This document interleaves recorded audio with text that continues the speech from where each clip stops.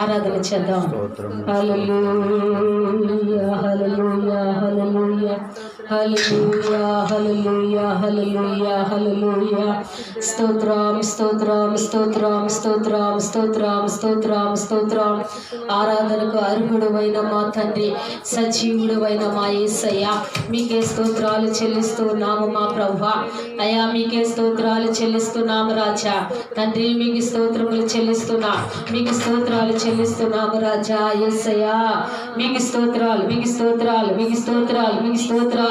స్తోత్రం స్తోత్రం హల్లెలూయా. సమీపించని తేజస్సులో నివసించు నా దైవమా,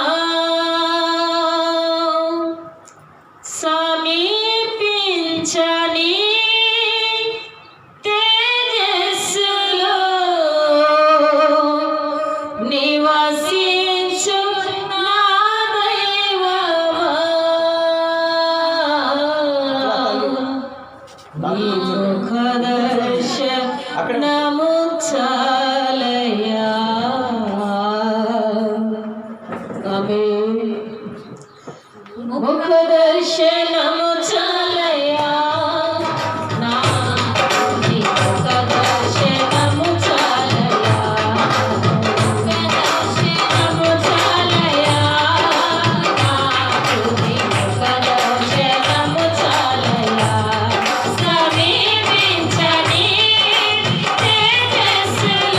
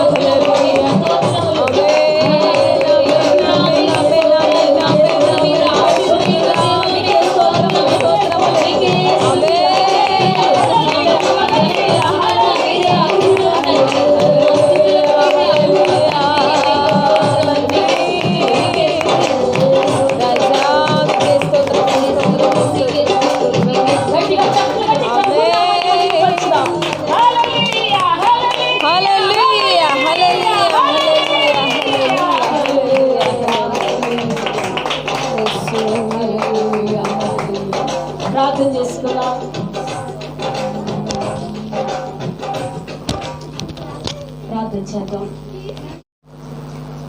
దేవుని వాక్యాన్ని ధ్యానం చేసుకుందాం. పరిశుద్ధ గ్రంథమైన లేఖన భాగములో నుండి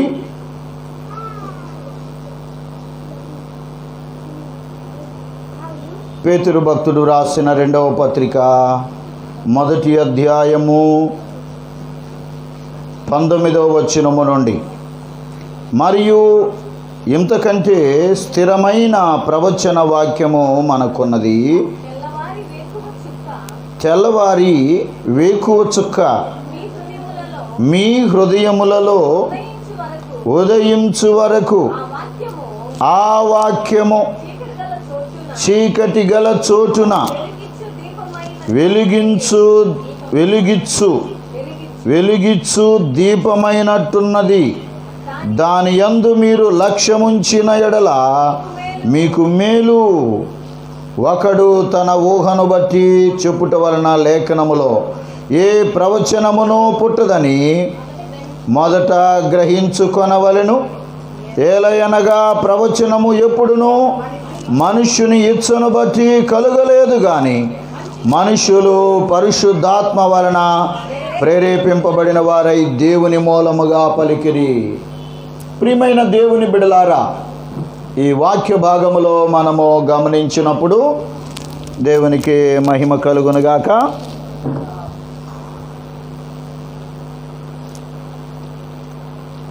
దేవుని లేఖనము యొక్క విశిష్టత, దేవుని లేఖనము యొక్క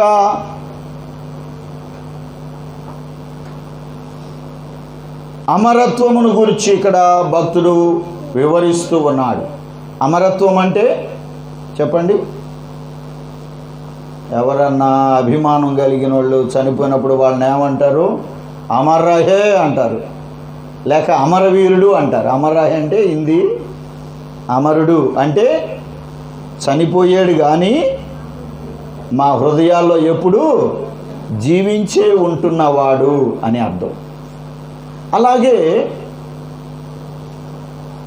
దేవుని లేఖనమునకు ఏముందండి? అమరత్వం ఉంది. ఎందుకు దేవుని వాక్యానికి అమరత్వం ఉంది? ఎందుకు దేవుని లేఖనము ఎప్పుడు కూడా పాతగిలటము కానీ గతించిపోయింది అనబడడానికి కానీ,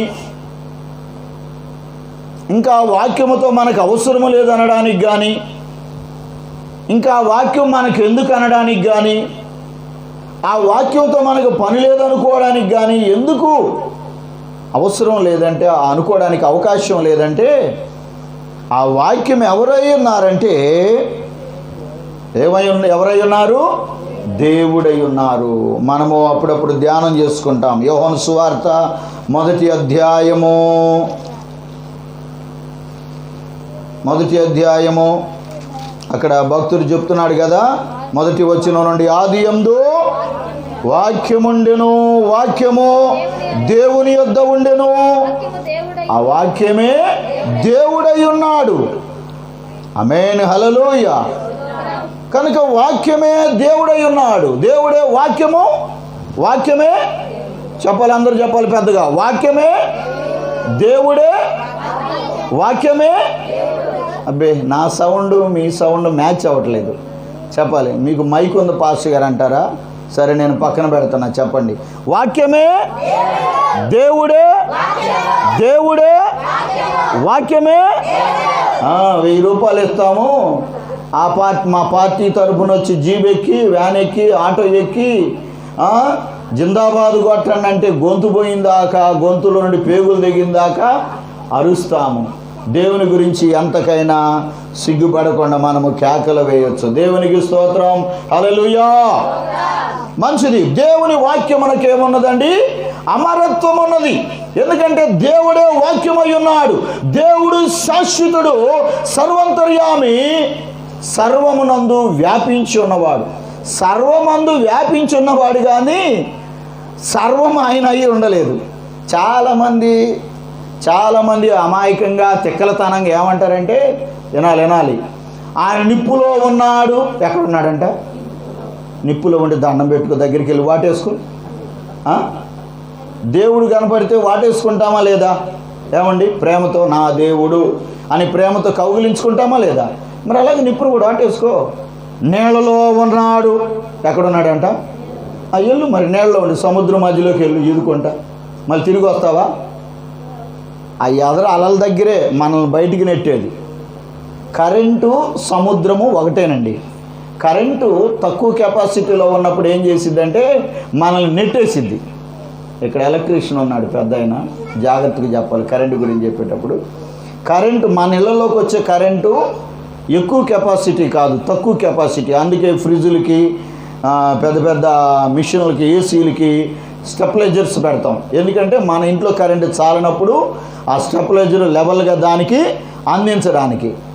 అదే high power tension, high power current ఏం చేస్తుంది? నెట్టదు. మన ఇళ్ళలో కరెంట్ ఏమో నెట్టిద్ది, జాడిచ్చిద్దట. హై కరెంట్ ఏం చేస్తుంది? ఇక వదలదు. సముద్రం కూడా కొంచెం దూరం వరకు వెళ్తే, మోకాళ్ళలోతు వరకు వెళ్తే ఏం చేసిద్ది? మనల్ని లోపలికి లాక్కునిద్దా? బయటికి నెట్టిద్ది. ఆ అలలు దాటి లోపలికి వెళ్తే ఇక రాలేమండి. అల వెంబడి వెల అలా బయటికి నెట్టేది ఒక అల అయితే, లోపలికి లాక్కెళ్ళే అల కూడా ఒకటి ఉంటుంది. ఆ అల లోపలికి లాక్కెళ్ళే అలలు లోపలికి వెళ్ళిన మనిషిని ఇక బయటికి రానివ్వు. కనుక నీళ్ళలో ఉన్నాడు దేవుడు అనుకోకూడదు. దేవుడు నీళ్లను సృష్టించాడు. ఈ సమస్త సృష్టి దేవుడు కాదు. సృష్టిలో ఏది కూడా దేవుడు కాదు, కాలేదు. దేవుడు అంటే ఎవరు? సృష్టికర్త. ఆమేన్, హల్లెలూయా. దేవుడు అంటే ఎవరు? ఇది తెలుసుకోవాలి. వేదాంతులు, శాస్త్రవేత్తలు, సైంటిస్టులు, పండితులు, చదువుకున్న వాళ్ళు, కంప్యూటర్ల దగ్గర రేయింబగులు కూర్చునేవాళ్ళు, డబ్బుల కోసం కూర్చుంటే సరిపోతుంది, మరి దేవుడి కోసం కూర్చుంటే అర్థమైద్ది దాన్ని. కనుక దేవుడు సృష్టింపబడడు కానీ సృష్టించేవాడు. ఆమేన్, హల్లెలూయా. కనుక దేవుడు ఏమై ఉన్నాడంటే ఆయనని పోల్చడానికి ఒకటే ఆధారం, వాక్యమే. ఆమేన్, హల్లెలూయా. ఇంకా పోలికలు పెట్టవచ్చు. అగ్ని వంటివాడు అనొచ్చు కానీ అగ్ని ఆయన అవడు. ఎలాంటి వాడు? దేవుడు మంచివాడు అన్నాం అనుకోండి, మన ఇంటికి ఇంకో మంచివాడు వచ్చాడు అనుకోండి, ఆయన దేవుడు అనకూడదు. దేవుడు మంచివాడు. ఆమేన్, హల్లెలూయా. అట్లని మంచి వాళ్ళందరూ దేవుళ్ళు అవుతారా? అలాగనమాట. కనుక ప్రియమైన దేవుని బిడ్డలారా, వాక్యమునకు అమరత్వం ఉన్నది. అందుకనే మరి మరలా పేతురు పత్రికలోకి వస్తే అక్కడ అంటున్నాడు, ఆ వాక్యము ఎలాంటిదంట? ప్రవచన వాక్యం. అది ఆ వాక్యం ఎలాంటిది? ఆ వాక్యానికి ఎన్ని అర్థాలు ఉన్నాయంటే, ఒకటి ప్రవచన వాక్యము. ప్రవచన వాక్యం అంటే జరగబోయే విషయములను ముందుగా తెలియపరిచేటువంటి శుభవార్తలను, అశుభాలను గూర్చి తెలియజేసే మాటని ప్రవచన వాక్యం అంటారు. అంటే జరగబోయే శుభాన్ని కానీ జరగబోయే అశుభాన్ని, దేన్నండి? దేన్ని? శుభాన్ని, అశుభాన్ని, ఈ రెండు వార్తలు చెప్తుంది. ఈ రెండు వార్తలు అన్నీ చెప్తున్నాయి. పేపర్లు చెప్పవా? పలానా మంచి జరుగుతూ, పలానే పథకాలు వచ్చినాయి, పలానా కంపెనీ స్టార్ట్ చేశారు, దాంట్లో మనకు లాభాలు వస్తాయి చెప్తారు కదండి పేపర్లో, టీవీలో. మరి పలానా తుఫాను వస్తుంది, ఎండలు మెండుగా ఉంటాయి, జాగ్రత్తగా ఉండండి, ఇలాంటి కీడీ కూడా చెప్తుంది కదా వార్తలు. మరి ఇంకా దేవుని వాక్యానికి లోక వార్తలకి వ్యత్యాసం ఏంటి అంటే, మూడవది కూడా చెప్పిద్ది వాక్యము.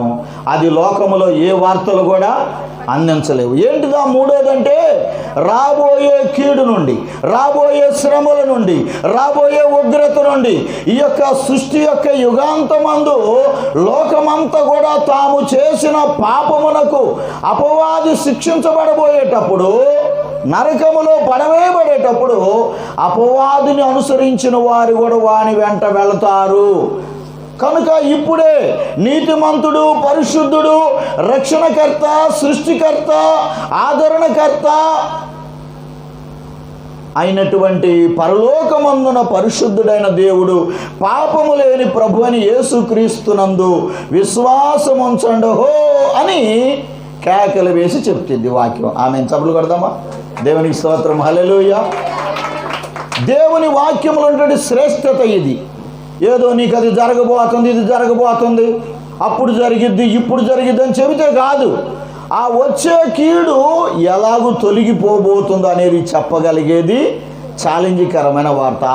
ఆ ఛాలెంజ్కరమైన సవాలుతో కూడినటువంటి శక్తి కలిగిన వాక్యం ఏదంటే పరిశుద్ధ గ్రంథములో ఉన్న దేవుని యొక్క జీవవాక్యము. చప్పట్లు కొట్టి దేవునికి మహిమ చెల్లిద్దాము, హల్లెలూయా.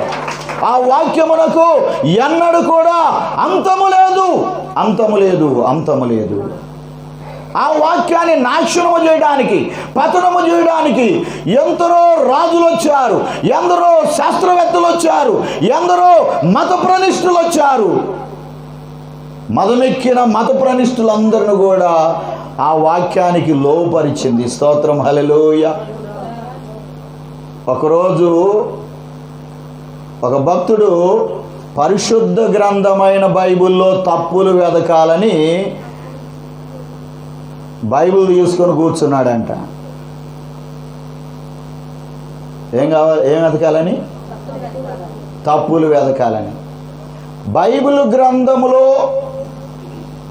పాపాల గురించి ఉందండి. పాపం చేసిన వాళ్ళ గురించి ఉంది, మోసాలు చేసిన వాళ్ళ గురించి ఉంది, హంతకుల గురించి ఉంది, దొంగల గురించి ఉంది. ఇవి చదివి అన్ని కథలు లాంటిదే కదా, అన్ని చరిత్ర లాంటిదే కదా బైబిల్ అనుకుంటున్నారు చాలామంది. కానీ మూడవ కోణం ఉంది బైబిల్. ఏంటిదంటే దేవునికి విరోధంగా మోసములను, దొంగతనములను, పాపములను, క్రోధములను, ద్రోహములను చేసిన వారు ఎలాగూ వారి జీవితాలు ముగించబడ్డాయో అది చదవట్లేదు చాలామంది. ఆ వాక్యానికి విధేయులైన వారు ఎలాగూ దీవించబడ్డారో అది చదవట్లేదు చాలామంది. ఒక మత గ్రంథములాగో, ఒక స్టోరీలాగో. ఒకరోజు బస్సులో ప్రయాణం చేస్తున్నప్పుడు ఒక బ్రదరు, మేము సీట్లు లేక నుంచున్నాం, బ్రదర్సము ప్రేయర్కి వెళ్తా, బస్సులో పై రాడ్డు ఉండేది కదా, నుంచున్న వాళ్ళకి పట్టుకుంటాం, సపోర్ట్గా పట్టుకొని నుంచున్నాం. మాతో చాలామంది ఉన్నారు. మా ఎదురు ఒక బ్రదరు ప్రభు నమ్ముకున్న వ్యక్తిలాగేం లేడు, కానీ జనరల్గా కనబడుతున్నాడు అనిపిస్తుంది. దేవుని ఎరిగిన వాళ్ళకి తెలిసిపోయింది వాళ్ళు దేవుని ఎరిగిన వాళ్ళ కాదని. అయితే ఆ బ్రదర్ అడిగాడు, మీరు ప్రార్థనకి వెళ్తారా పాస్టర్ గారులా అన్నాడు. అవునని చెప్పాను. మీ దగ్గర ఒకసారి బైబిల్ ఇవ్వండి, బైబిల్లో పరమగీతాలు తీసి ఇవ్వండి కొంచెం అన్నాడు. ఏం కావాలంటే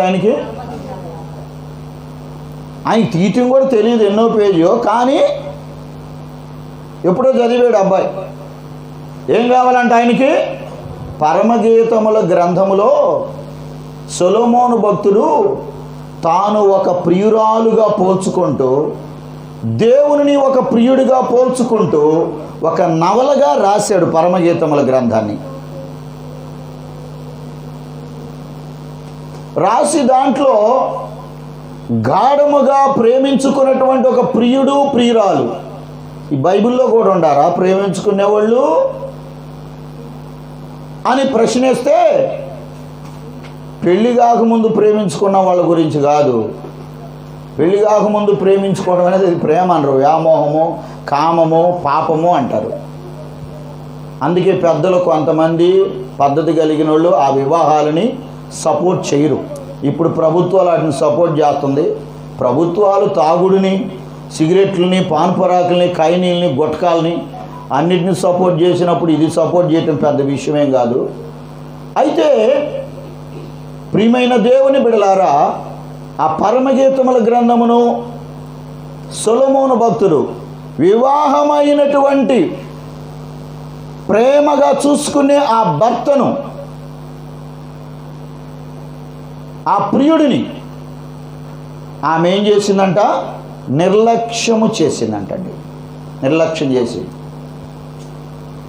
భర్త యొక్క ఘనతను పొంది, వివాహమైన తరువాత భార్యకి ఎవరు ఘనత? భర్త. దేవుని వాక్యం చెప్తుంది, ప్రతి స్త్రీకి పురుషుడు కిరీటము. కనుక అలాంటి స్థితిలో మరి ఆమె తన భర్తని లక్ష్య పెట్టకుండా నిర్లక్ష్యం చేస్తాడు. ఆమె సోకులు, ఆమె యొక్క ఐశ్వర్యము, ఆమెకున్నటువంటి అందాన్ని ఆధారం చేసుకొని, ఆమెకున్నటువంటి ఏమంటారంటే నైపుణ్యాన్ని, చాతుర్యాన్ని ఆధారం చేసుకొని భర్త దీనుడిగా, మంచివాడిగా, నీతిమంతుడిగా బయటికి వెళ్ళి తన కొరకు, తనకు పుట్టబోయే వారి బిడ్డల కొరకు తాను శ్రమపడి వస్తున్నప్పుడు తానంటే ఆమెకి విలువ లేని స్థితిలో ఆమె ఏం చేసిందంట, తన భర్తని నిర్లక్ష్యం చేసి డ్యూటీకి వెళ్ళి చలికాలంలో వచ్చాడు ఒకరోజు. చలికాలంలో వస్తే ఆమె ఏమంటుందంట, బయటేమో చలిగుంది, నేనేమో స్నానం చేసి రాత్రి ధరించవలసినటువంటి ఆ దుస్తులు ధరించుకున్నాను, ఇక నేను బయటకి ఎవరితో అంటుంది, ఓసి దుర్మార్గురాలా. ఈమెకి సోకులు భర్త కంటే ఎవరు ఎక్కువయ్యారు చెప్పండి? సోకులు, బయట సుఖము ఎక్కువైపోయింది. బయట చలిగా ఉందంట, లోపలేమో స్నానం చేసిందంట, కాళ్ళు శుభ్రంగా తుడుచుకొని మంచం ఎక్కిందంట. ఒక్కత మంచం ఎక్కి ఏం చేసిద్ది? పెళ్ళైన కొత్తలో భర్త లేకుండా. భర్త ఉంటేనే కదండి ఒక కుటుంబానికి అందము, అవునా కదా? పెళ్ళైన కొత్తలో భార్యాభర్తలు, భర్త బంగాళాఖాతంలో, భార్య ఏమో తుంగభద్రలు ఉంటే అందమా? ఏమండి? ఎవరైనా ఏం కోరుకుంటారు? భార్యాభర్త ఇద్దరు కలిసి ఉండాలని, వారికి ఇద్దరు భోజనం చేస్తే ఒకరికి చేస్తారా పెళ్ళైనాక? ఒక సహోదరి ఇవాళ నన్ను పోట్లాడింది. ఇవాళ పాస్టర్ గారు పిల్లలకి నేను భోజనం చేయాలనుకో, ఎప్పుడు నుండో ప్లాన్ చేశాను. పాస్టర్ గారు అమ్మ చేయొద్దు కానీ ప్లానింగ్ ఉందిలే, పెద్ద ప్లానింగే ఉందని చెప్పాను. స్తోత్రం, హల్లెలూయా. కనుక అలాంటి స్థితిలో ఒకానొక కాలం వచ్చినప్పుడు సొలొమోను భక్తుడు దేవునిని అంతగా ప్రేమించిన తాను, దేవుడంటే కొంతకాలానికి ఆ ప్రియురాల్లాగా ఏం చేశాడంటే దేవుణ్ణి నిర్లక్ష్యము చేశాడు. ఎందుకు అక్కడ నవలగా రాశాడు? చెడు అభిప్రాయంతో ఆయన రాయలేదు. పవిత్రమైనటువంటి ఆ ప్రేమకు ఆటంకము ఎవరిలో నుండి కలిగిందో అని రాస్తూ, నేను నా ప్రభు అయిన ప్రియుణ్ణి నేను మర్చిపోయాను అన్నట్లుగా తనను తాను వర్ణించుకున్నాడు. ఆమేన్, హల్లెలూయా.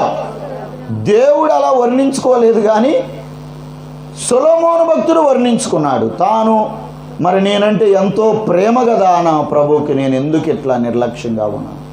కనుక ప్రియమైన దేవుని బిడ్డలారా, దేవుని వాక్యాన్ని చాలామంది ఇలాగూ భావిస్తూ ఉంటారు. ఆయన పరమగీతల గ్రంథము నవల్లాగా చదవాలనుకొని అడిగాడు అనమాట బైబిల్. చాలామంది పరిశుద్ధ గ్రంథాన్ని ఇలాగే భావిస్తూ ఉన్నారు.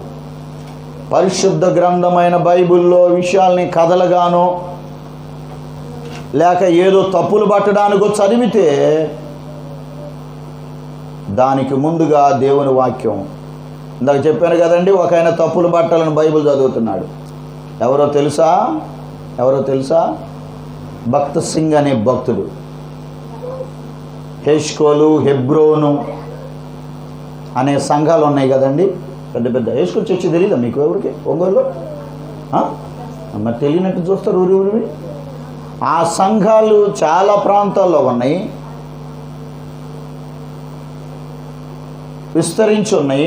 ఆ సంఘాలను స్థాపించిన దైవజనుడు, నాయకుడు భక్త సింగ్ గారు. ఏం పేరు చెప్పండి? భక్త సింగ్ గారు. ఆ దైవజనుడు ఫస్ట్లో రక్షణ పొందక బైబిల్లో తప్పులు ఏమైనా ఉంటే ఏమో చదువుతుంటే ఆయన తప్పులు ఆయనకి తెలుస్తా ఉన్నాయి. ఇలాగ భక్తులు చాలామంది వారు దేవుని ఎరగక మునుపు, ప్రియమైన దేవుని బిడలారా, అలా చదువుతూ ఉండి వారి తప్పులు వారు తెలుసుకున్నారు. యేసయ్యలో ఏ పాపము లేదని తెలుసుకుంటే నీకు బైబిల్ పరిశుద్ధంగా ఉండిద్ది. ఆమేన్, హల్లెలూయా. కనుక ప్రియమైన దేవుని బిడ్డలారా, పాపము చేసిన వారు ఉన్నారు. వాళ్ళు రాజులుగానో లేక దేవుని యందు విశ్వాసం ఉంచిన వాళ్ళు ఉన్నారు. వాళ్ళను దేవుడు శిక్షించాడు, వాళ్ళని గద్దించాడు, వాళ్ళని హెచ్చరించాడు. వాళ్ళు దేవుళ్ళు కాదు. బైబిల్లో ఉన్న అబ్రహాము, ఇసాకు, యాకోబు, ఇర్మియా, దానియేలు గారు వీళ్ళందరూ దేవుళ్ళండి. దేవుళ్ళ వీళ్ళనైనా ఏంది మీరు అంటున్నారు 33 కోట్ల దేవతలని? కాదు కదా. వీళ్ళందరూ ఎవరు? దేవుణ్ణి ఎరిగిన భక్తులు. ఒకానొక కాలంలో తప్పిపోయినప్పుడు దేవుడు వీళ్ళని గద్దించాడు. వాళ్ళు క్షమాపణ కోరినప్పుడు వారిని క్షమించాడు. కానీ వీళ్ళు దేవుడు కాదు, దేవుడు ఒక్కడే. ఆమేన్, హల్లెలూయా. ఆయన వాక్యము నాకు ఆధారమై ఉన్నాడు. అయితే ఆ వాక్యము ఏం చేస్తుందంటండి? వాక్యమై ఉన్న దేవుడైన క్రీస్తు ప్రభు. వాక్యం అంటే ఎవరు అనుకున్నాం? యోహాను సువార్తలో ఉంది కదా 14వ వచనములో, ఆ వాక్యము శరీరధారి అయి కృపా సత్య సంపూర్ణుడిగా మన మధ్య నివసించెను. ఆ వాక్యం అనబడిన క్రీస్తు ప్రభు శరీరధారికి లోకానికి వచ్చాడు. ఆయన ఎలాంటి వాడంటే, ఆ వాక్యమై ఉన్న క్రీస్తు ప్రభు ఎలాంటి వాడంటే, ఆ వాక్యము చీకటి గల చోటున వెలుగిచ్చు దీపమై ఉంది. ఆమేన్, హల్లెలూయా. వెలుగంటే నీతి క్రియలు, పరిశుద్ధమైన జీవితము, నీతియుక్తమైన జీవితము. ప్రియమైన దేవుని బిడ్డలారా, అయితే దేవుని వాక్యం చెప్తుంది, ప్రవచన వాక్యం అనగా ముందుగా చెప్పబడబోయే 3 విషయాల్ని తెలియజేసే వాక్యము. రెండవది ప్రవచన వాక్యం తర్వాత ఏమంటున్నాడు? వేకు చుక్క అంటున్నాడు. వేకు చుక్క అంటే ఎలాంటిది? ఒకటేమో జరగబోయే కీడుని మేలుని చెప్పి, కీడులో నుండి మేలుకి ఎలాగూ రావాలో, ఆ మేలుని ఎలాగూ పొందుకోవాలో చెప్పే వాక్యము. రెండవది ఎలాంటి వాక్యం అంట? ఇది వేకువ చుక్క లాంటి వాక్యం అంట. వేకువ చుక్క అంటే ఇప్పుడు గడియారాలు అలారాలు వచ్చినా కూడా 8:30, 9 దాకా నిద్రపోతానే ఉంటారు జనాలు. ఏమొచ్చినాయి? వాచిలో కూడా వచ్చినాయి అండు ఈ మధ్య అలారాలు. కేక్ అంటే అలారం వాచిలో కూడా పెట్టుకుంటే. మరి మొబైల్స్లో వచ్చినాయి. మొబైల్ తలకాడ పెట్టుకోకుండా పడుకునే వాళ్ళు ఎవరైనా ఉన్నారా? ఇలాగా ఉన్నా కూడా ప్రియమైన దేవుని బిడ్డలారా, దేవుని వాక్యములు మనం గమనిస్తే వాక్యం ఎలాగుందంట? 2వ భాగములో వేకు చుక్క. పూర్వకాలమందున్న పెద్దవాళ్ళకి వాచీలు ఉన్నాయా? చెప్పాలి, అందరూ చెప్పాలి. గోడ గడియారాలు ఉన్నాయా? ఫోన్లు ఉన్నాయా? అలారాలు ఉన్నాయా? ఏమీ లేవు. వాళ్ళు ఉదయాన్నే లేచి పనులు చేసుకోవాలంటే ఏం చూసేవాళ్ళు తెలుసా? ఏకు చుక్కను చూసేవాళ్ళు. చుక్కబడిచింది అనేది.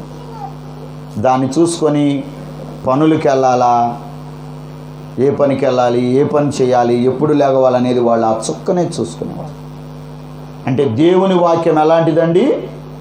మనల్ని ఎలాగూ చేసేది? పురికొల్పేది. ఆమేన్, హల్లెలూయా. మనము పాపములోనికి జారిపోతున్నప్పుడు, రక్షణ పొందిన తరువాత కూడా పాపములోనికి జారిపోతున్నప్పుడు, దేవునికి విరోధమైన క్రియల్లోకి జారిపోతూ ఉన్నప్పుడు, శరీర క్రియలు అనేటువంటి మత్తులో మనం ఉన్నప్పుడు, దేవునికి విరోధమైనటువంటి జీవితంలోకి మెల్లమెల్లగా మనము నిర్లక్ష్య స్థితిలోకి దిగజారిపోతున్నప్పుడు ఆ వేకు చుక్క మనల్ని ఏం చేస్తుంది? లే, ఇంక నిద్రపోబాకు లే. స్తోత్రం, హల్లెలూయా. మనల్ని హెచ్చరించేది, మనల్ని ప్రోత్సహించేది ప్రియమైన దేవుని బిడ్డలారా. తరువాత అలాంటి వేకు చుక్క మన హృదయాల్లో ఉదయించే వరకు ఆ వాక్యము మనం వెలిగిస్తూనే ఉండిద్ది. క్రియల్లో చీకటి వస్తే అక్కడ వెలిగించింది. ఎప్పుడెప్పుడు వెలిగించిద్దంట? ఎక్కడెక్కడ వెలిగించిద్దంట? చదవండి ఇంకోసారి చదవండి.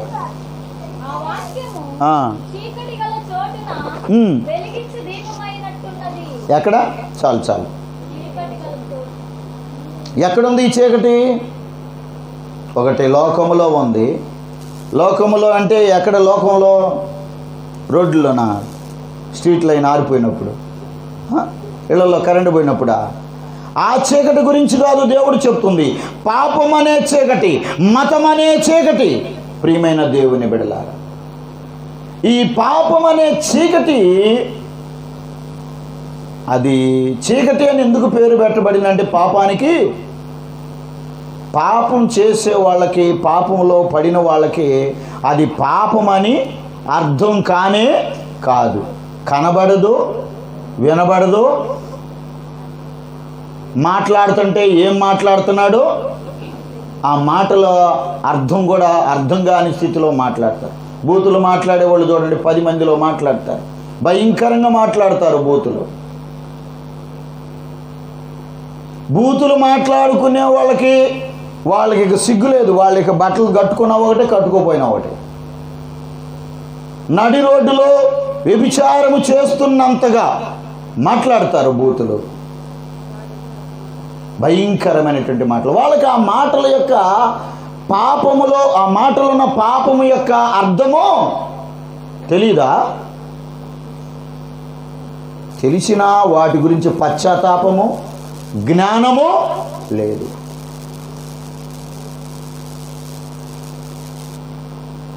పాపము చేసే ప్రతి ఒక్కరూ మరి వారు నేను పాపం చేయలేదని నన్ను అంటారు, లేకపోతే చేసి ఏమైందంటే ఇప్పుడు అని సమర్థించుకొనైనా అంటే వాళ్ళకి అర్థం కావడం లేదు వాళ్ళు చీకటిలో ఉన్నారని. చీకటిలో మనం కరెంటు పోయింది సడన్గా అర్ధరాత్రి కాడ వెళ్తూ ఉంటే అనుకోకుండా అన్నీ సర్దుకోవడానికి కుదరలు, అలాగే పడుకున్నాం, లెగవాల్సి వచ్చింది. కాళ్ళకి ఇవ్వబడతాయి, తగులుతాయి. ఏది తగిలిందో తెలియదు, అర్థం కాదు. అయితే రక్షణ పొందిన వారు కూడా చాలామంది లోకములో పడిపోతూ ఉంటారు, శాపములో దేవునికి విరోధమైన క్రియల్లోకి వెళ్తూ ఉంటారు. వాళ్ళు క్రియల్లోకి చీకటి వస్తే దేవుని వాక్యం ఏం చేస్తుంది? నా బిడ్డ, నీ క్రియల్లో చీకటి ఉంది. తలంపుల్లో చీకటి వస్తే, అనగా పాపం వస్తే దేవుని వాక్యం ఏం చేస్తుంది? నా బిడ్డ, నీ మనస్సులో చీకటి ఉంది. దేవుని వాక్యం మనతో మాట్లాడుతూ ఉండగా ప్రియమైన దేవుని బిడ్డలారా, మన జీవితాల్లో కూడా మనము మన క్రియల్లో చీకటి ఉందో, చీకటనే పాపం ఉందో, మన మనసులో చీకటనే పాపం ఉందో, మన మాటల్లో చీకటనే పాపం ఉందో, మన ఉద్దేశాల్లో చీకటనే పాపం ఉందో, మన యొక్క ఆలోచన వెనుక చీకటనే పాపం ఉందో, ఎక్కడ చీకటనే పాపం పనిచేస్తుందో దానిని మనం గుర్తించుకొని దేవుని వాక్యం చేత మనం ఏం చేయాలండి? వెలిగించుకోవాలి.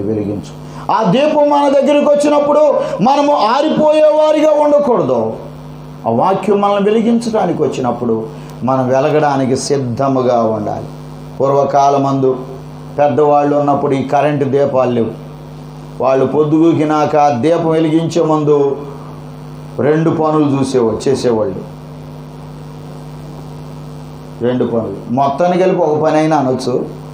లాంతర్ని శుభ్రం చేసేవాళ్ళు. ఏం చేసేవాళ్ళు? శుభ్రం చేసేవాళ్ళు. ఈ శుభ్రంలో 3 పనులు ఉంటాయి. ఏంటిది? ఒకటి గ్లాస్ క్లీన్ చేయడం, అది అసలుది. ఏంటిది? ఒత్తి బాగుండాలి. ఒత్తి రాత్రి అంతా ఏమై ఉండిద్ది? మసి బట్టి ఉండిద్ది అనమాట. ముసుము అంటారు కదా, నుసి బట్టి ఉండిద్ది. దాన్ని క్లీన్ చేయకపోతే, నుసి క్లీన్ చేయకుండా ఆ దీపం నిండా నూనె పోసినా కానీ ఎట్లా వెలిగిద్ది తెలుసా? బక్ బక్ బక్ బక్ అని వెలుగుతున్నట్టు, ఆరిపోతున్నట్టు. అది వెలిగింది కాదు సరిగా, చెప్పండి, సరిగా వెలిగింది కాదు. అబ్బా, ఏం చెప్పారండి సీనియర్లు, మీరు కూడా ముసలోళ్ళేననుకుంటా. ఓకే, అది వెలిగింది కాదు, ఆరిపోయింది కాదు. నాలాంటి తిక్కలోళ్ళు, అమాయకులు ఏం చేస్తారు? ఇది కిరసనాలు అయిపోయింది అనుకొని చూస్తే నిండాగా పోసారు. అయినా కానీ ఎందుకు వెలుగుతుంది? దాని చుట్టూ తిరగటమే. ఏం చేయాలి ఇప్పుడు దాన్ని? ఒత్తి నలిస్తే దీపంలో కిరోసిన్ లేకపోయినా ఒత్తిలో ఉన్న తేమ ఉన్నంత వరకు దేదీప్యమానంగా వెలిగించింది. స్తోత్రం, హల్లెలూయా. విశ్వాసము కలిగిన బిడ్డలు, వాక్యానికి లోబడే బిడ్డలు, దేవుని క్రియలకు, దేవుని మార్గమునకు లోబడి విధేయులయ్యే బిడ్డలు కూడా ఒకవేళ వాళ్ళు ఎప్పుడన్నా శ్రమల్లో, శోధనలో, బలహీనతలో,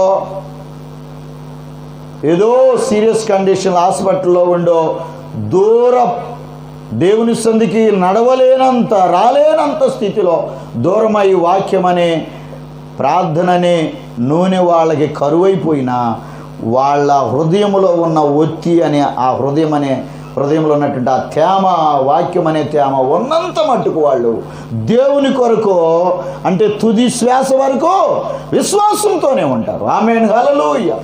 ప్రియమైన దేవుని బిడ్డలారా, కనుక చీకటి కలిగిన ప్రతి చోట వెలిగిచ్చేది దేవుని వాక్యం. ఈ చీకటి కంట వాక్యం అంటే ఇష్టం ఉండదంట. ఏంటండి? చీకటికి ఏముండదు? ఇష్టము. వాక్యం అంటే ఇష్టం ఉండదు. అందుకే దేవుని వాక్యం మరలా యోహాను సువార్తలోకి రండి, ఒకసారి అక్కడే వాక్యం గురించి మనకి చాలా స్పష్టంగా భక్తుడు అక్కడ వివరణ ఇచ్చాడు.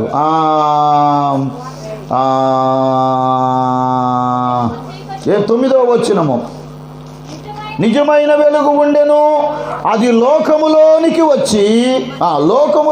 వచ్చుచు ప్రతి మనుషుని వెలిగిస్తూ ఉంది. వెలిగించింది అనుందా, వెలిగించుచున్నది అనుందా? వెలిగించింది అంటే జరిగిపోయింది, అర్థమవుతుందండి. వెలిగించుచున్నది అంటే ఇంకా ఆ కార్యము జరిగిస్తూనే ఉంది. ఆమేన్, హల్లెలూయా. వెలిగించుచున్నది, ఆయన లోకములో ఉండెను, లోకము ఆయన మూలముగా కలిగెను గాని లోకం ఎవరిని తెలుసుకోలేదంట? పరిశుద్ధుడైన దేవుడు ఎవరో తెలుసుకోలేకపోతుంది లోకము. నీతిమంతుడు ఎవరో తెలుసుకోలేకపోతుంది. భక్తి కలిగిన దేవుడు ఎవరో తెలుసుకోలేకపోతుంది లోకము. పాపుల కొరకు ప్రాణమర్పించిన దేవుడు ఎవరో తెలుసుకోలేకపోతుంది లోకం. ప్రియమైన దేవుని బిడ్డలారా, అందుకే ప్రార్థనకి వెళుతున్నారు కానీ రక్షణ పొందలేకపోతూ ఉన్నారు. రక్షణ పొంది ఉన్నారు కానీ ఆరాధనలో పాలు పొందలేకపోతూ ఉన్నారు. ఆరాధనలకు వెళ్తున్నారు కానీ ఉపవాసం ఉండి ప్రార్థించలేకపోతూ ఉన్నారు. కన్నీటితో ప్రార్థించలేకపోతూ ఉన్నారు. ఒకవేళ ఇవన్నీ ఉంటే వాక్యానికి అనుకూలంగా జీవించలేకపోతూ ఉన్నారు. వాక్యము భక్తి అంత బట్టల్లో చూపిస్తున్నారు. చెయ్యాల్సిన దేవుని వాక్యాన్ని ఏమో పక్కన పెట్టేస్తాం. ప్రియమైన దేవుని బిడ్డలారా, వాక్యమును చేత మనము వెలిగించుకోవాలి. దేవుని వాక్యం చెప్తుంది. దేవుని వాక్యములో మనం గమనిస్తే చూడండి, 4వ వచనము, ఆయనలో జీవముండెను, ఆ జీవము మనుషులకు వెలుగై ఉండెను, ఆ వెలుగు చీకటిలో ప్రకాశించుచున్నది కానీ చీకటి ఏం చేస్తుందంట? గ్రహించదు. చీకటి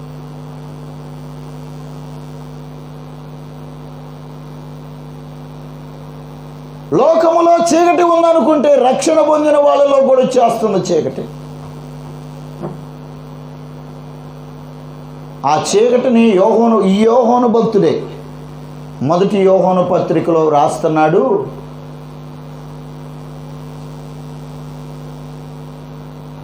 లోకములో శరీరాశయు, నేత్రాశయు, జీవపు డంభము ఉండెను. ఇది చీకటి యొక్క 3 క్రియలు. ఇందాక చెప్పుకున్నాం కదా, లాంతర్కి ఎన్ని పనులు చేయాలి? మన ఇల్లు చీకటి కాకుండా ఉండాలంటే 3 పనులు చేయాలి కదా. ఆ 3 చేయకుండా సోమర్తనంగా ఆ వంతుని వెలిగించి పెడితే ఈ 3 ఉంటాయి ఆ లాంతర్లో, ఆ ఆత్మీయ జీవితంలో. ఏమిటి? నేత్రాశ, శరీరాశ, జీవపడము. శరీరానికి ఫలాన్ని కావాలంటే తిట్టైనా, కొట్టైనా, గొడవాడైనా, 10 రూపాయలు అప్పు చేసైనా, ఇంకా మోసం చేసైనా, దగా చేసైనా అవి అనుభవించాల్సింది. కంటికి ఏదైతే చూశాడో మనిషి దానిని అనుభవించాలనుకుంటున్నాడు. అవసరమో అంత అవసరం లేకపోయినా కూడా ఆ పాపము చేసి ఎలా విర్రవీగుతున్నాడంట అండి? జీవపు డమ్ము, అంటే నేనేం చేయలేదు, నాకేం తెలియదు అన్నట్లుగా. ప్రియమైన దేవుని బిడలారా, దేవుని వాక్యం చెప్తుంది. దేవుని వాక్యం మన మధ్యకు వచ్చినప్పుడు నిజముగా మనము వెలిగించుకోవడానికి సిద్ధముగా ఉండాలి. దేవుని వాక్యానికి ఎప్పుడైతే మనము అనుమతిస్తామో మన జీవితము వెలుగుమయముగా ఉంటుంది, ఆశీర్వాదకరముగా ఉంటుంది. ఆమేనని చెప్పరా? హల్లెలూయా. దీవెనకరముగా ఉంటుంది. పాపమునకు దూరముగా జీవించగలుగుతాం, ఆశీర్వాదకరముగా మార్చబడతాం. నీవు రక్షణ పొందినందున నీ ఇంటి వారు కూడా అప్పుడు రక్షణ పొందుతారు. నీ దీపం చీకటిగా గప్పుమంట ఎంత కిరసనాలు. పాస్టర్ గారు ఆదివారం రోజు ఇంట్లో ప్రార్థన రోజు ఎంత ఆరాధన చేస్తేమి, దైవ సేవకులు ఎంత ప్రార్థనలు చేపిస్తేమి, ఇంటిలో ఉన్న చీకటిని బాగు చేయాలి. హృదయంలో ఉన్న చీకటిని, నిర్లక్ష్యం అనే చీకటిని, దేవుని పట్ల శ్రద్ధ లేని జీవితం అనే చీకటిని మనము ప్రియమైన దేవుని బిడ్డలారా తీసేసుకోవాలి. ఆ దేవుని పట్ల నిర్లక్ష్యత అనేది పాపానికి దారితీస్తుంది. చీకటిమయమైపోతాం. దేవుని వాక్యం చెప్తుంది చూడండి, పేతురు పత్రికలో మరలా అలాగూ వెలిగించే దీపాన్ని మనం ఏం చేయాలంట, దాని యందు మీరు లక్ష్యముంచిన యెడల మీకు మేలు. ఆమేన్, హల్లెలూయా. దేవుని వాక్యమందు, వెలిగించే వాక్యమందు, మన జీవితాలను బాగు చేసే వాక్యమందు, పాపము నుండి మనల్ని విడిపించగలిగిన వాక్యమందు మనము లక్ష్యముంచినప్పుడు ప్రియమైన దేవుని బిడ్డలారా మనకేం కలుగుతుందంట, మేలు కలుగుతుంది, మేలు కలుగుతుంది. అందుకే యేసు ప్రభువారు గాడిద పిల్లనెక్కి బెత్లెహేములో ఉన్న దేవుని మందిరం దగ్గరికి వచ్చినప్పుడు యేసయ్యను ఊరేగించుకుంటూ వచ్చిన వారు, యేసయ్యని జయోత్సవాలతో ఊరేగిస్తూ వస్తున్న వారిని ఒక సోద్యముగా, ఒక ఏదో వింతగా చూస్తున్న జనము, వాళ్ళందరూ కూడా యెరూషలేము వాళ్ళందరూ ఎవరండి? దేవుని ప్రజలే, కానీ వింతగా చూస్తున్నారు.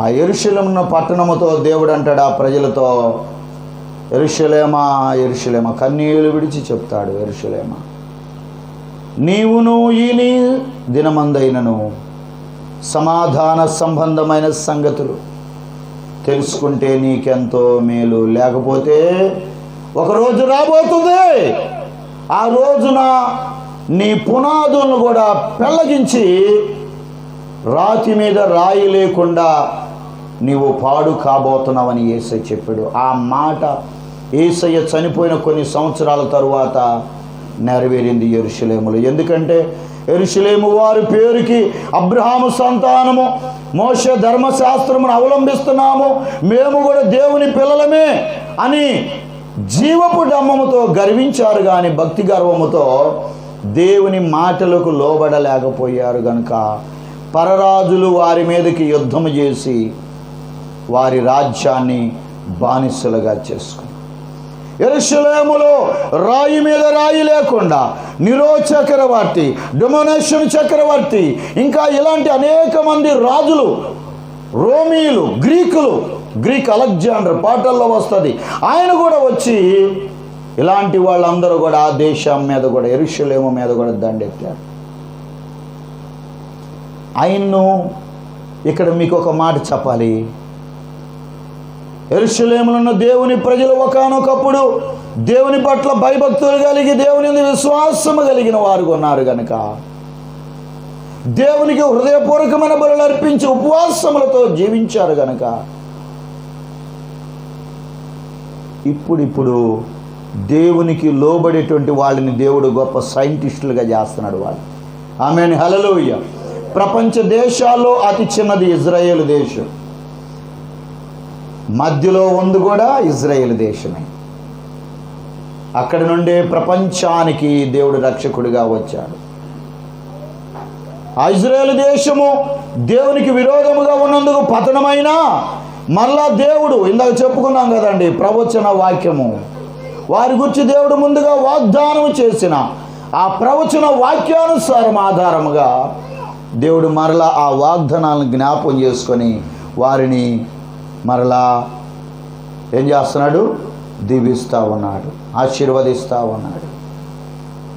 ఎందుకంటే మాట ఇచ్చిన దేవుడు నమ్మకమైన దేవుడు, వాగ్దానం చేసిన వాడు నమ్మదగిన వాడు. ప్రియమైన దేవుని బిడ్డలారా, ఒక వాక్యాన్ని చదివి నేను ముగిస్తాను. దేవుని వాక్యం యొక్క శక్తి ఎంతటిదో మనము తెలుసుకోవాలి. దేవుని వాక్యములో ఆదికాండము 50వ అధ్యాయము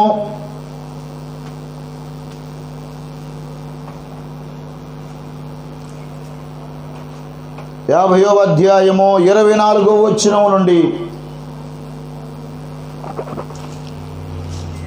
ఆదికాండము 50వ అధ్యాయం 24వ వచనం నుండి చదువుతాను.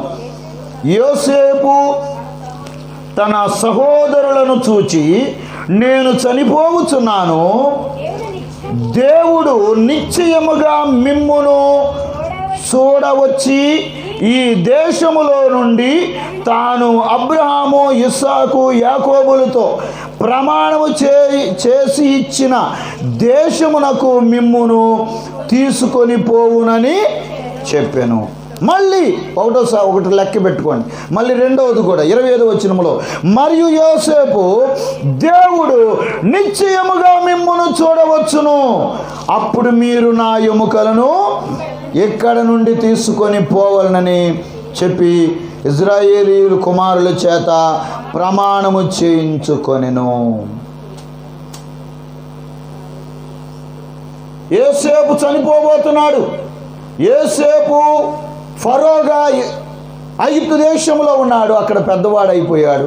ఆయన 12 అన్నదమ్ములు అక్కడికి వెళ్ళారు.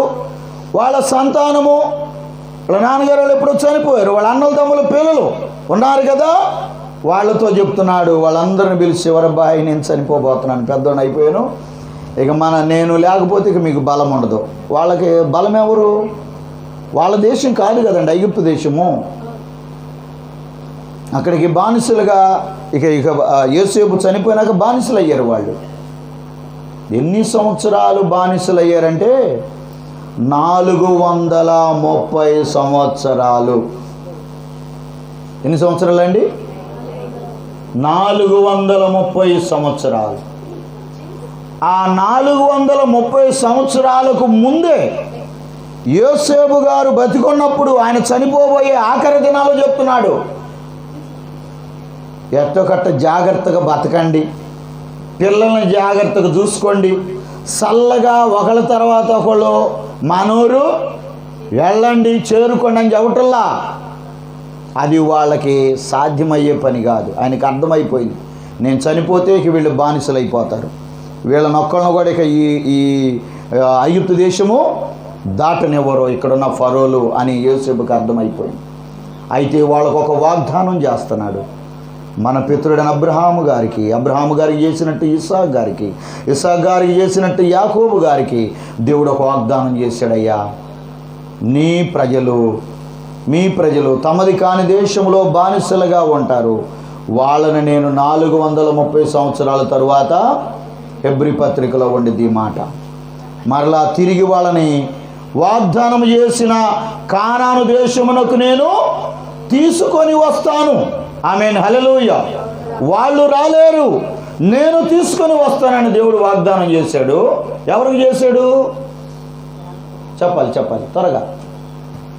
అబ్రహాముకు, ఆయన కుమారుడైన ఇస్సాకుకు, ఆయన కుమారుడైన యాకోబుకు చేశాడు. అది ఎవరు గుర్తుంచుకున్నారు ఆ మాటలు? యాకోబునకు 11వ కుమారుడైన యోసేపు గుర్తుంచుకున్నాడు. 12 మంది చచ్చారు, తిన్నారు, ఏరు చచ్చారు.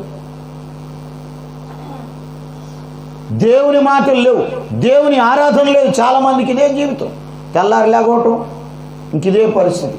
దేవుని పని ఏం చేయాలా, దేవుని గురించి ఏం ఆలోచించాలా, దేవుని కొరకు ఏ విధంగా మహిమకరంగా సాగిపోవాలా, ఇదేం లేదు. దేవుని వాక్యమే చెబుతుంది, ఏమి తిందుమా, ఏమి త్రాగుదుమా, ఏమి ధరించుకుందుమా,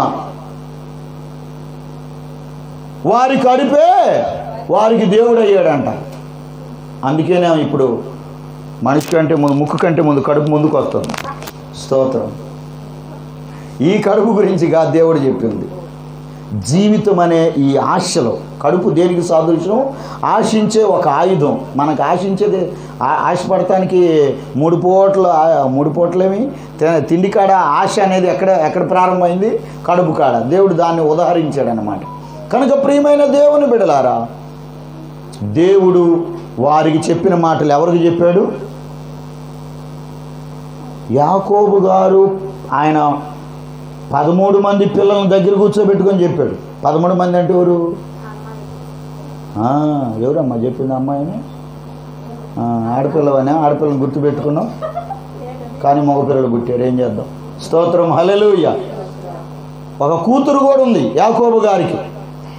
12 మంది కుమారులు, ఒక కుమార్తె ఉంది. ముగ్గురిని కొడుకులకు చెప్పిన మాట కూతుళ్ళకి చెప్పరా తల్లిదండ్రులు?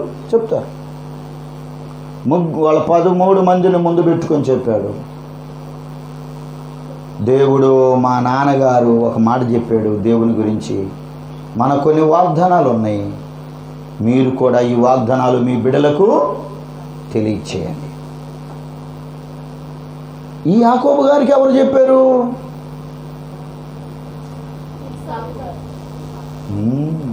యాకోబు గారి నాన్నగారు ఎవరు? ఇస్సాకు. అబ్రహాం అంది ఎవరు? ఆదివారం అయితే అబ్రహాం వెళ్ళి అందరికీ. అబ్రహాము ఆయన తాతగారు అనమాట యాకోబు గారికి. ఆమెను హల్లెలూయా. తాతగారి మాటలు తండ్రి గుర్తు పెట్టుకున్నాడు, చెప్పాడు, కుమారుడికి చెప్పాడు. కుమారుడేమో ఆయన కుమారుడికి చెప్పాడు తాతగారి మాటలు, మనవడికి చెప్పాడు. ఈ మనవడు తన కుమారులందరికీ చెప్పాడు. అప్పటికే వాళ్ళ పిల్లలు కూడా ఉంటే వాళ్ళకు కూడా చెప్పాడు. ఈ 13 మందిలో ఎంతమంది గుర్తుపెట్టుకున్నారు చెప్పాలి? మళ్ళీ అడుగుతాను, ఇందాక అడిగి ఆల్రెడీ. ఒక్కళ్ళే గుర్తుపెట్టుకున్నారు. ఎవరు? మీకు ఒక విషయం ఏంటంటే, యోసేపు పట్ల దేవుని ప్రణాళిక ఉందని చిన్నప్పుడు యోసేపుకు వచ్చే కలలు దర్శనాలు బట్టి తన తండ్రికి అర్థమైపోయిందంట. యోసేపు చెప్పే ప్రతి కలనంట వాళ్ళ నాన్నగారు గుండెలో దాచిపెట్టుకున్నాడంట, జ్ఞాపకం పెట్టుకున్నాడంట. కొడుకు కలలు తండ్రి మాటలు కొడుకు, మిగతా వాళ్ళు కొడుకులు కాదు అంటే వాళ్ళకి లేవు ఆ మాటలు, గుర్తులేవు. వాళ్ళు వాటి కొరకు జీవించలేదు. వాళ్ళ భార్యలేంటో, వారి బిడ్డలేంటో, వాళ్ళ తిండేందో, వాళ్ళ వస్త్రాలేందో, వాళ్ళ సంపాదన ఏందో అదే సరిపోయింది. దేవుని మాటలు గుర్తులేని వారిగా జీవిస్తూ ఉన్నారు. ఎవరికన్నా ఈ సంవత్సరం వాగ్దానం ఏందని అడిగితే ప్రార్థనకి వెళ్ళే వాళ్ళని హృదయంలో నుండి నాలుక మీదకి వచ్చి గబకం చెప్తారు ఎవరన్నా? ఎక్కడ ఎదుగుతారు?